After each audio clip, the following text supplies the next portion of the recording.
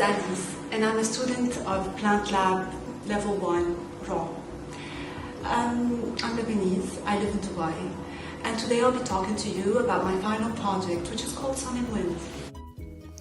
Sun and Wind inspiration comes from Juan Miro's painting called Soleil et Vent. And it's not at all the painting that inspired me here. It's those two words in the title, sun and wind. Words simply stimulate my imagination.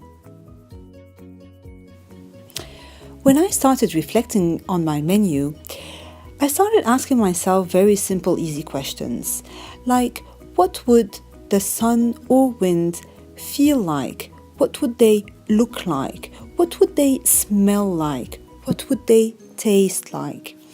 And the answers for the sun came very quickly, and everyone agreed on the fact that the sun was round in shape, it was orange or yellow, and it was warm.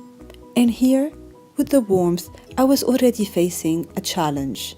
How would I, in raw cuisine, recreate the warmth of the sun without warming up my meal? Now, when it came to wind, the challenge was totally different. Everyone agreed on the fact that wind was refreshing, and they also agreed on the fact that wind transports elements such as leaves, petals, dust, and that it also transports scents, perfumes, aromas. They also said that wind is tasteless. Now, how would I put in my dish something that could be as tasteless as water and still make it interesting? How would I make it add value to the other components?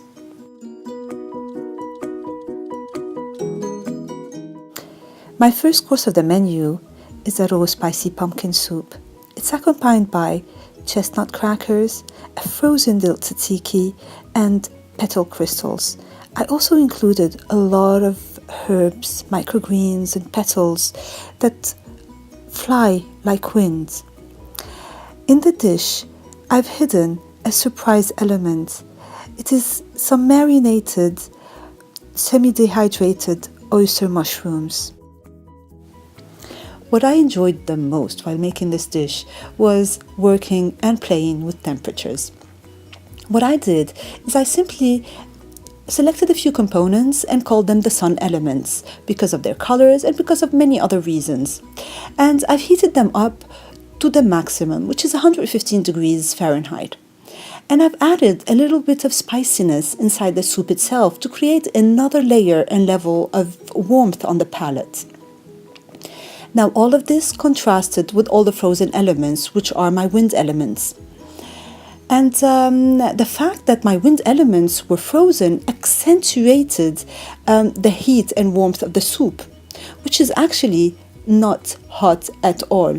But the warmth was created from the contrast. Now, at the beginning, I thought that placing frozen items into a soup will cool down the soup, or maybe they will melt in the soup. But this did not happen because when you work with raw food, you're not really working with the high temperatures. And the result was simply amazing. The second course that I imagined and did not interpret is the stuffed pickled cabbage. It is filled with carrot spicy rice, which is a sun element, and you will find on the plate some ginger airy foam as light as wind. And I will also throw on the dish in a wind movement some cilantro sauce. There will also be a hidden element, which is the red cheese filling. All of these elements are actually inspired by my learning at Level 1 Raw. The dessert of my 3-course menu is a spicy mango cheesecake with a buckwheat orange crust.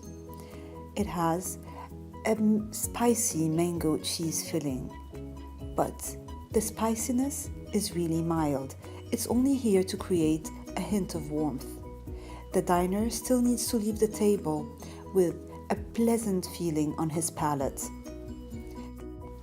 For the wind elements here, I worked with scents and feelings. So I've used the beautiful scents of a lime basil coulis and a coconut cinnamon dust. And I've included on my plate the cooling feeling of a blueberry infused ice. All of this to recreate the sensations of wind.